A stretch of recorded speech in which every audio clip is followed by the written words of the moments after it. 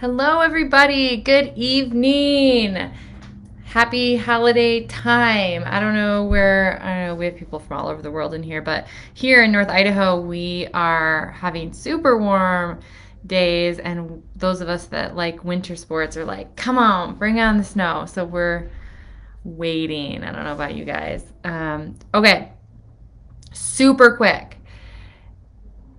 There are some really common mistakes that pretty much everybody makes. We all do this. We're all guilty of it in our practices and in other places. And I just want to give you guys a brain-based kind of heads up about some things that you might have hopefully you have some self-discovery on. Ooh, I could modify that a little bit. And this is going to help you. If you work with families, if you work with kids, if you work with people that are experiencing stress, oh wait, that's everybody. And specifically in this group, we're really interested in talking about individuals with traumatic brain injuries, families impacted with behavioral learning, socialization challenges. And so one of the things that you guys in this group know is, yes, there's the whole clinical side. We learn the hierarchies of development, how to incorporate things in, how to keep it really simple chiropractically. This is the chiropractic group. So this is all about staying simple chiropractically, but knowing how to bring brain-based concepts into your clinical exams, into your procedures, into your training, into your communication, into your business, so that you can have better results, serve more people, help more people that are looking for help, and just know a heck of a lot more about behavioral learning and socialization challenges, and that will allow you to meet a lot of goals. So the thing we're here to talk about tonight is just three things that really commonly need to have a few upgrades for in this holiday season in our practice. And the first mistake that's really commonly made is that we don't consider the parent stress when we're working with families, the parent stress this time of year. Listen, we all get it. We're adults living this time of year. I don't care what you celebrate or don't celebrate. There's a lot of demand. There's a lot of decisions. There's a lot of noise. There's a lot of activity. There's a lot of changes in school routine. There's concerts. There's programs, there's parties, there's year-end stuff as business owners, there's all of these things. And so what we know is that as stress increases, we become a little more reactive. We don't see the future as well. We don't simultaneously process as efficiently.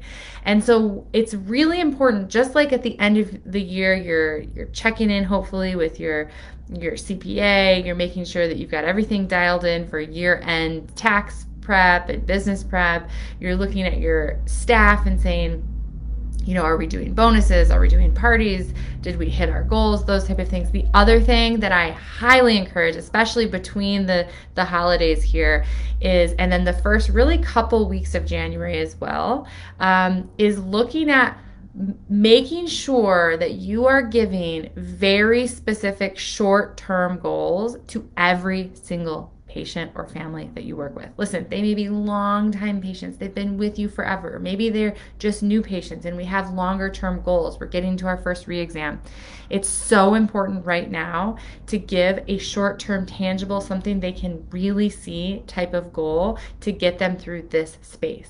Because if we don't do that, we're asking a brain in stress with a massive amount of demand in this time to continue to stay engaged in seeing the future, in being hooked into an abstract goal, and to prioritize your care that you're providing, which is absolutely critically important.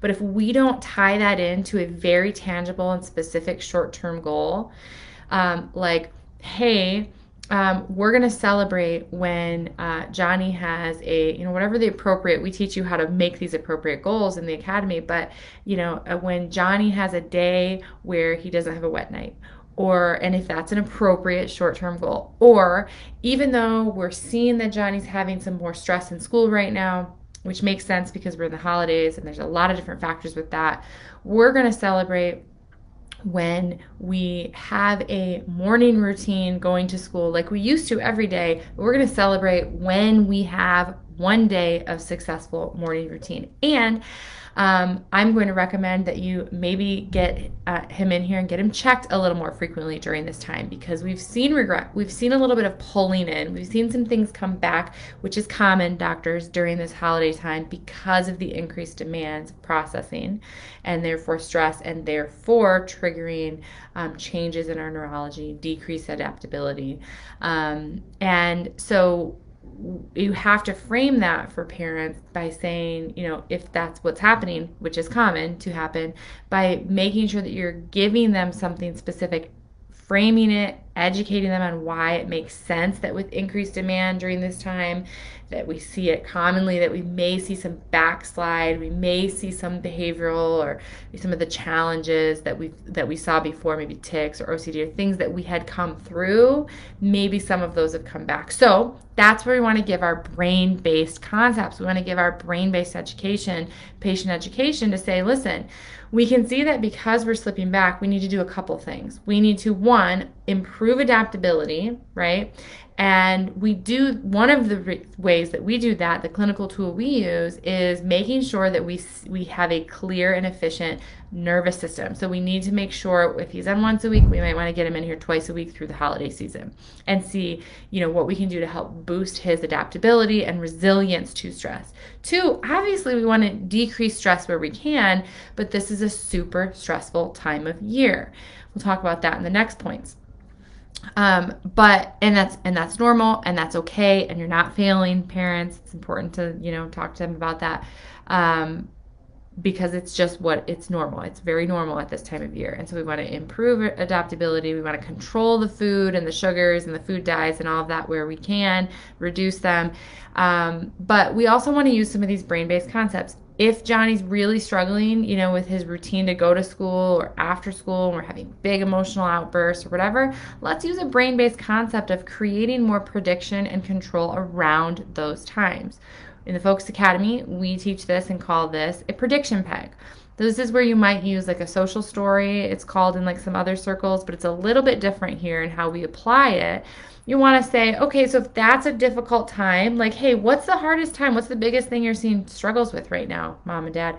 Oh my gosh, it's literally like every Monday night. Every Monday night, it's so hard. It's like, we don't know what's going on. We've tried everything. We don't get it. Okay, let's create more control. Let's boost adaptability through the holiday season, maybe increase checks, look at diet, blah, blah. But let's use that Monday night. Let's create prediction and control by creating a prediction peg. Let's do what's our routine? What's our routine going to be on that Monday night? And let's draw a picture of it. Let's make a picture story of it, and maybe 3 or 4 steps. Great, Johnny, when you come home from school, we're going to come home, and what do you want to do for 30 minutes? Do you want to play in the yard? Do you want to have alone time in your room? This isn't just like an excuse to like watch TV or whatever, but do you want to, here's some things that you get to pick, like 2 or 3 things. Like, you get to control it. What do you want to do? It's predictable. We stick to it. This is a prediction peg. It gives us space and transition. Do you want to have a snack? Do you want me to have a snack ready for you in the car when I pick you up, when you come home? And during the holiday season, it might be, if we're seeing increased deflections, it might be really important to say, around that time of stress, man, Monday nights are so hard. Let's create some prediction and control there. It might be worth it to say, hey, you pick the snack I'll have. Is that what you want? Great, we'll have that ready for you when you come home. This isn't catering to like, a kid who just gets everything they want. This isn't rewarding poor behavior. This is understanding, from a brain-based understanding, that this is a stressful time of year. There are certain times during the week and certain things that are even more stressful for kids. Now, that's our job that we get to learn in the certification series and the academy, is why are those things stressful, and what does that mean, and how can you simply, quickly, and effectively communicate these concepts to your patients, while staying completely clean and in the chiropractic lane and clear on what you do and what you don't do. It's still really important to provide information to parents about why we're seeing the challenges we're seeing with their kids and then what to do about it in support of what you're doing chiropractically and working on their nervous system. It's not enough just to say, well, I don't know, I'm not sure, I don't have any support for you on those other things. I just know this is what I'm doing. I'm working on the nervous system. Absolutely. This is what I'm doing. I'm working on the nervous system. And here's a little bit I know about the brain and some brain-based concepts that might help you at home. Real quick, it's your table talk, and we're always bringing it back to the nervous system, how stress impacts the developing brain, and what deflections are, and what those deflections may create as far as observable behaviors, and some brain-based strategies to help. So around this season, we want to understand, increase the clinical support if necessary. It's normal to see some pulling in times of stress. This is one of those times in the year that's pretty historically, I've been doing this for a very long time, and this is historically one of those times of years. And giving some very specific and simple brain-based concepts create prediction peg around the hardest time or the toughest thing that they're going through right now.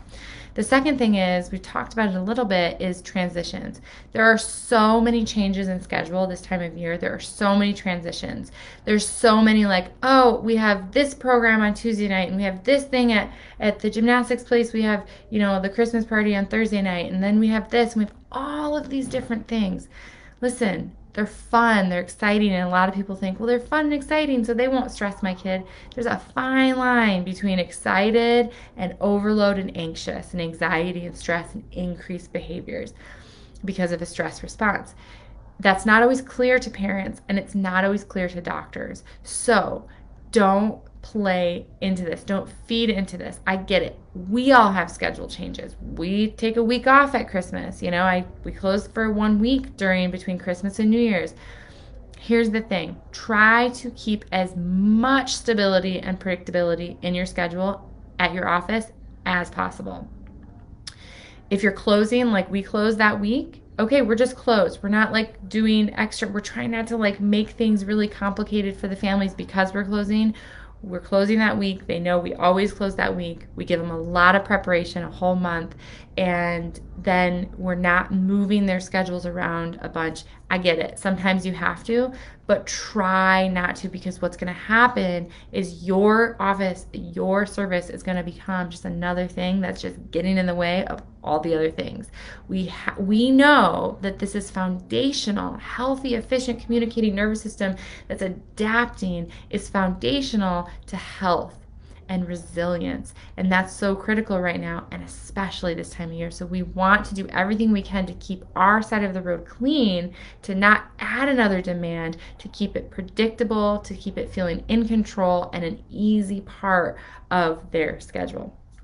The third thing is really important, and this is, listen, it's fun to decorate. It's fun to decorate our houses. It's fun to decorate our offices, especially if you're a pediatric office. It's fun. It's fun to do all these different party things, but the reality is, especially with kids and adults, but especially with kids with behavioral learning, socialization challenges, the change in sensory demand can be way too much and cause avoidance, cause stress, cause deflections, cause challenges to where the families will want to avoid your office, and they might not even know why their child is struggling so much. A lot of doctors will rearrange their whole waiting room. They'll put up lots of lights. They'll do lots of games and these type of things, and I get it. It's fun. It seems fun, and it is fun. But again, especially if you're working with kids, remember that increased noises, loud holiday music, things that make a lot of noises, little dancing things, that can be way too much auditory stimulation and cause deflections. Bright lights, shiny wrapping paper, particularly with individuals with autism spectrum disorder or who may have a neuro-deflective profile that is similar to that without a diagnosis. That bright, shiny, central vision parvocellular stimulation can be very, and commonly is very triggering. So while we think it's fun, I see this happen a lot in classrooms. So this is another thing, a brain-based concept to be saying, like, is your child struggling more in the classroom? Is the classroom super decorated? That could actually be a challenge as well. So we get to just come in with our brain-based lens. You can still decorate. We have some decorations up. They're small. They're not like overly excessive. They're considering the demands of the sensory richness of the environment. And they allow us to still create a safe place for families and for kids while having fun. So it's you have to manage that balance. And that's one of the things that we see often in pediatric offices is we're trying to go over the top with the kids, fun, decorations, or even just in a normal waiting room, when really we want to, from a brain-based perspective, we want to decrease demand, decrease transition, be predictable, give really great, simple brain-based advice to parents, and build in, with that, you're building in the importance of having a healthy nervous system. Okay, everybody, think about those things and let us know if you thought of one upgrade or one little change that you could make or modify in your practice through this time. Okay, everybody, be well, do good work.